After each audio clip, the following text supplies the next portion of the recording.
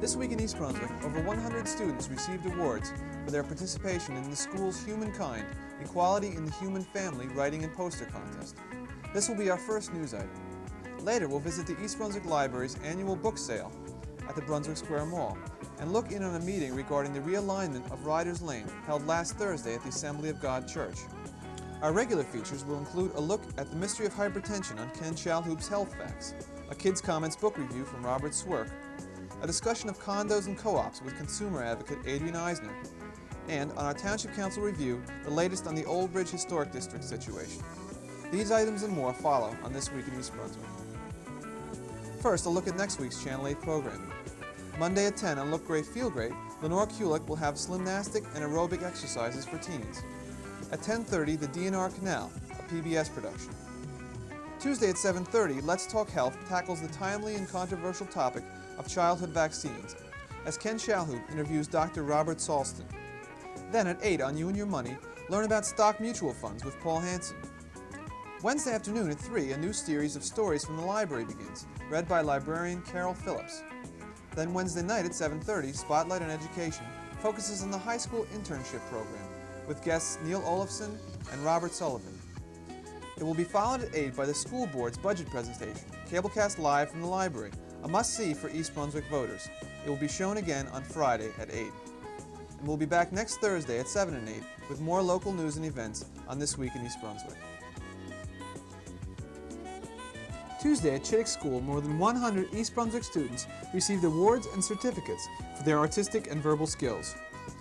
The students from all grade levels had participated in Humankind, Equality and the Human Family, a poster and writing contest designed to exercise students' creativity while encouraging them to think about how topics such as prejudice and discrimination affect the world they live in. Both Superintendent Joseph Sweeney and School Board President Al Simon spoke to the large group of parents and kids. Kenneth Koppel and Amy Fisher gave out the awards. Afterwards, we asked Mrs. Fisher for more information on the contest. This is the end of a contest that began in the school system back in the fall. The theme is equality in the human family, and it's a project that we did as part of the affirmative action work in the school system. And we had the award ceremony in February because that's when Brotherhood Week is and Black History Month. What we're talking about is not discriminating against anybody because of any reason, because of their race or sex or handicap.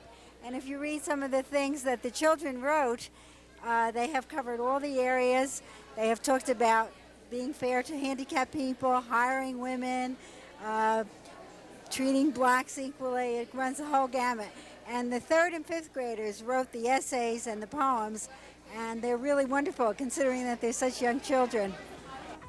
Ken Chalhoub's Health Facts follow this word from Playhouse 22. Joseph and his Technicolor Dreamcoat, a lively and colorful rock opera, will be at Playhouse 22 through March 31st. Curtain times for Thursday, Friday, and Saturday evening shows will be at 8:30. A Sunday matinee begins at 3. For further information, call 254-3939. Hi, I'm Ken Chalhoub. The Mystery of Hyperactivity in Young Children, Science News, Volume 126. There's been a lot of talk of hyperactive children and what causes it. Some doctors feel, and some people feel that the problem is some obscure allergy to food additives and things like that. But one of the thing that makes hyperactivity so confusing is that stimulant drugs seem to help hyperactive children. Now, there was a study done saying that the stimulant medication does not help children in academic tasks. But in recent work done by Virginia Douglas at McGill University in Montreal, she observed that there was a 20% improvement in the ability to do math problems correctly after hyperactive youngsters received such stimulant medication. Such youngsters were also better able to correct their own mistakes, at least to a point stimulant drugs can help. Now, additionally, another group at the University of California tested 24 hyperactive youngsters and 24 normal children and found that the hyperactives were better at identifying bad behaviors in their peers, such as who causes trouble, than they were at identifying good behaviors, such as who is a good student or a good athlete. So there seems to be a psychological element to the hyperactive child, as well as some very nondescript possible allergy effect happening here. And the fact that stimulant drugs have an opposite effect is really confounding the researchers. And so all I can say at this point is that there's a lot of research going on, and there's definitely more to follow. And if you have a hyperactive child, please be assured that there's a lot of research being done in this area, and I'm sure that there will be more papers written and more results from all the studies that are being done. So keep your fingers crossed. And thanks for watching Health Facts. Last Thursday, Carriage Square and other area residents held a public meeting at the Assembly of God Church on Ryder's Lane to air their objections against the realignment of Ryder's Lane. Camille Capolino explained why she, as well as many other Carriage Square homeowners, moved to East Brunswick. I'll tell you why I came here. I lived in an attached house with neighbors here and neighbors there with adjoining walls. I heard babies screaming through the walls. I had a tenant who lived upstairs from me who walked on my head. Don't worry that I collected the rent, it wasn't worth a nickel. Kids screaming in the front and in the back. Fire engines and noise and no place to park. And a lot of problems that come with living in a big city. And I quite frankly had had it. A friend of mine said, why don't you take a ride down to East Brunswick and take a look? I couldn't believe my eyes.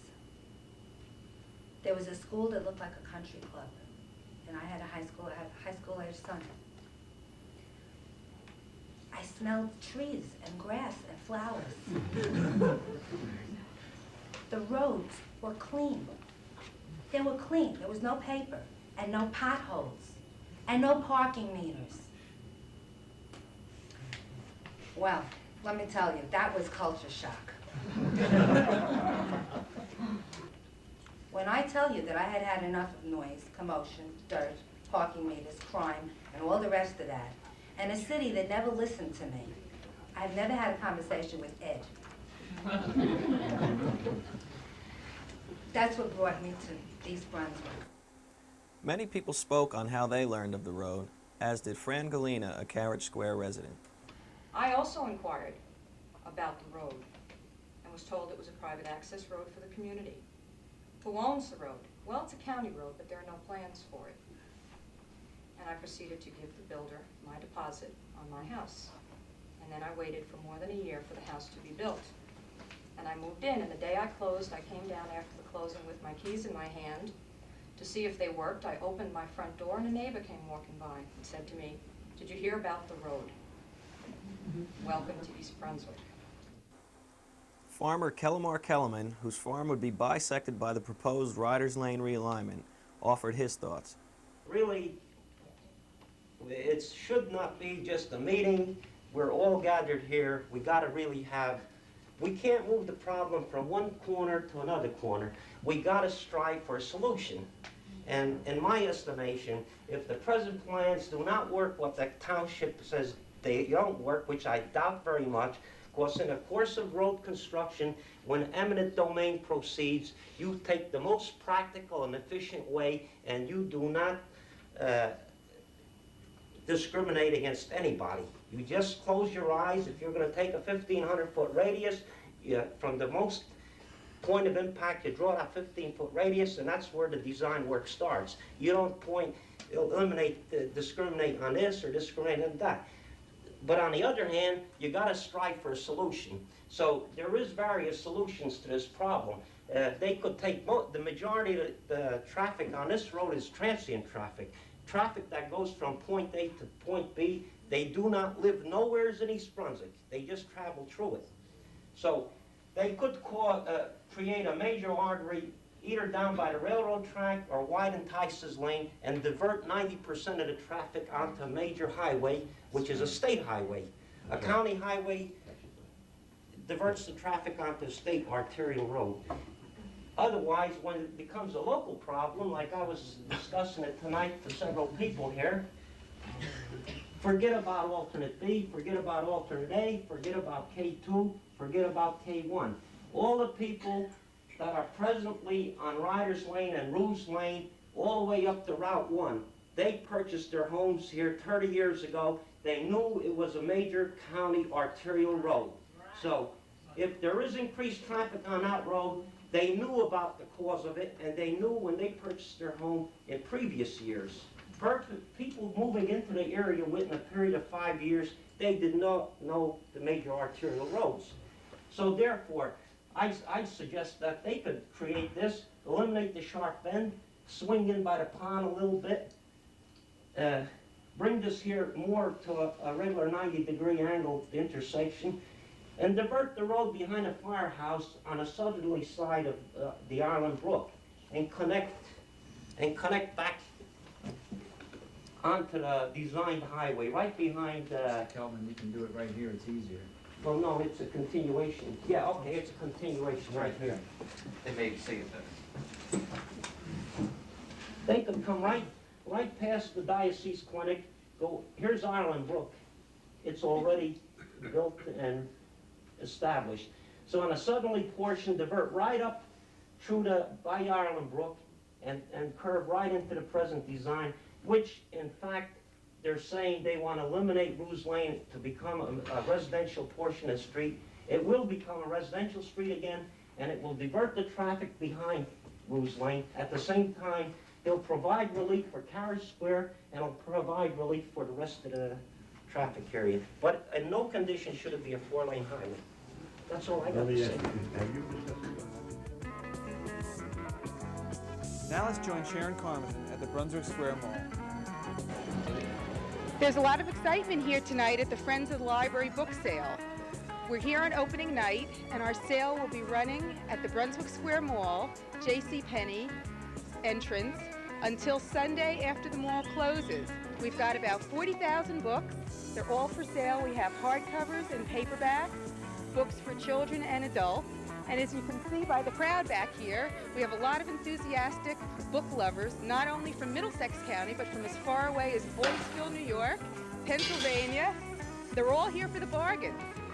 So we'd like to invite everybody within our viewing area to come out to the East Brunswick Friends of the Library book sale at Brunswick Square Mall, JCPenney Court, between now and Sunday.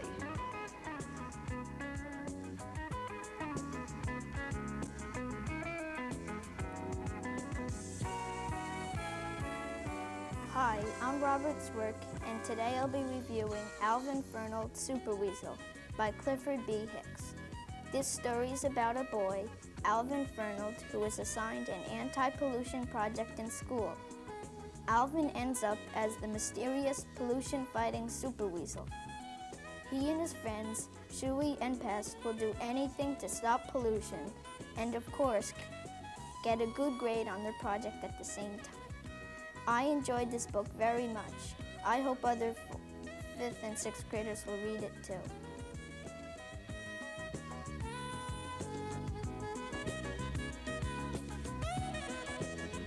Hello, and welcome to Consumer Aware. I'm Adrienne Eisner of the East Brunswick Consumer Affairs Office. Buying a condominium or cooperative can be more problematic than buying a house if you don't ask the right questions. If you are considering such a purchase, either as a home or rental property, you should understand the differences between condominiums and co-ops. A condominium is an ownership agreement that involves a single unit in a multi-unit building or complex. The condo owner buys the living space inside the unit and shares ownership of the common areas in the building and on the property. The cooperative owner, on the other hand, buys a share of a corporation. The corporation, in turn, owns the property. A condo purchase is a real estate transaction, whereas in a co-op purchase, the buyer receives a stock certificate that entitles him to an apartment unit and a vote on corporation matters. A co-op owner receives a proprietary lease, giving him the right to occupy the apartment and use the co-op's common areas. A key difference involves financing. To buy a condo, a buyer arranges his own financing. With a co-op, the complex is financed as a whole. Before making a decision to purchase a condo or co-op, you should follow these guidelines. Investigate the reliability of the developer. Learn how state and local laws define condo ownership. If you are buying a condo, obtain from the builder, developer, or seller the condominium declaration, which contains a detailed description of the unit and the entire complex. Get a copy of the Condo Association bylaws and house rules. Learn the association's current and proposed budgets, making sure that there are adequate reserves if a new roof is required or the electrical system needs an overhaul. Make sure you get a statement of the monthly condo fee, checking that the current owner, if you are buying a resale, does not owe back dues. Before buying a co-op, you should check with the Owners Association to review restrictions that apply to the owners. Some co-ops have the right to reject potential buyers. This could make reselling your unit more difficult. Also, subleasing the unit might not be permitted. If you would like additional information on condos or co-ops, please call us at the East Brunswick Consumer Affairs Office. We're there daily in the municipal building from 9 a.m. until 5 p.m. Our telephone number is 390-6954. Thank you so much for joining me on Consumer Aware. I hope I'll be seeing you again next week. At this week's Township Council meeting, the Council voted unanimously to disband the existing Historic Preservation Commission, which has been under attack by residents of the Old Bridge Historic District for its administration of the Town Preservation Ordinance. Mayor Fox explains his recommendations to the Council. Specifically, what I recommended was the repeal of this section of the ordinance and all references to a preservation commission, which would mean that the residents of the village would not have to seek municipal approval other than for building permits, or if the construction requires it under the same rules that apply to everybody else, or zoning or planning board approval if what they want to do requires that, as that requirement applies to everybody else in town. And that during the period upcoming, I would appoint a task force or committee, if you will, made up exclusively of residents of the village and residents, owners of Schedule B properties who are the people affected by this, to make a recommendation to the planning board, to you, to me, about where to go with our preservation ordinance. Now, I have heard that some council members have said, well, the committee hasn't yet been appointed, but the reason I didn't do that is because in between the time that I made the initial recommendation and you adopted on first reading, you also put the repeal of other sections of the ordinance before you, and it didn't make any sense to have a committee to study it if you were going to repeal those standards. And I too will address that later. But that was the specific proposal that I made. Members of the HPC spoke in defense of the Commission, blaming the administration for the problems. June Sedlowski, former chairwoman of the HPC, expressed her feelings. How ironic that this citizen board comprised of earnest and dedicated volunteers is disbanded because of problems generated by the staff. As a member of that board, can you please tell me why the citizen board is allowed to be denigrated and disbanded, yet staff goes undisciplined and unpunished? I make no apologies for being a preservationist, and I hope I was put on the commission because of that reason. I and my preservation colleagues have worked to stop the failure of preservation in East Brunswick, long recognized by preservationists at both the state and federal levels. It is my sincere wish that the council will act with insight and honesty to preserve our township's historic resources. Yours in preservation. Thank you. Preservation is a viable planning tool and a viable perspective in a community. It's important to preserve our past, but it's not the only tool. I understand what it says in the Constitution of this country about protection of civil rights, and I also understand that residents have come here and said that their civil rights are being violated. They haven't said it's being violated by the township. They said it's being violated by the HPC. It's not a question of whether the restrictions in the historic district are legal or upheld by the courts. Obviously, these restrictions on land use are upheld. It's a question of whether the residents want to live under these restrictions. It's really, it's in a microcosm, a question of home rule. Instead of on the municipal basis, it's a question of home rule on the local basis. I'm going to vote in favor of disbanding the Historic Preservation Commission. I do have some reservations on the second item that's on the agenda, which is further revocation of some of the historic ordinances, and I'll voice those later. If you read the master plan, it says over and over again, serve as a guide to citizen property owners. It's important to have the resident support and participation, and I think that was really lacking, especially over the last year. So I too will vote to rescind the HPC tonight. Mr. Becker. I'm going to vote for this ordinance where the Historical Preservation Commission is rescinded.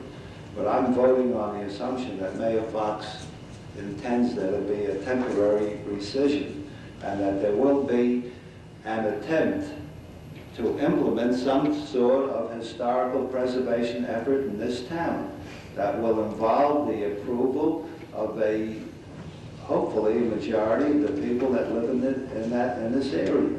And that's my understanding. Any other comments by council?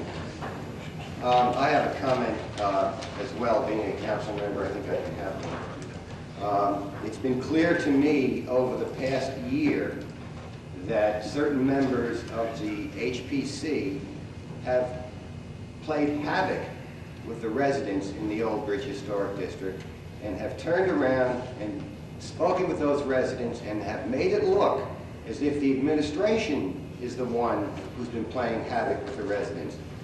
If any one of you folks who live in the district, and I'm sure you've seen it, could look at the text and the verbiage of the Historic District Preservation portion, it talks about suggestions and recommendations, and it talks about simply cooperation with the residents.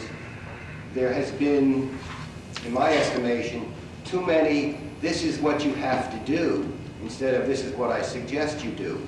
And if you folks think back at those instances, perhaps, that you've gone to the HPC, and think about what those folks have said to you.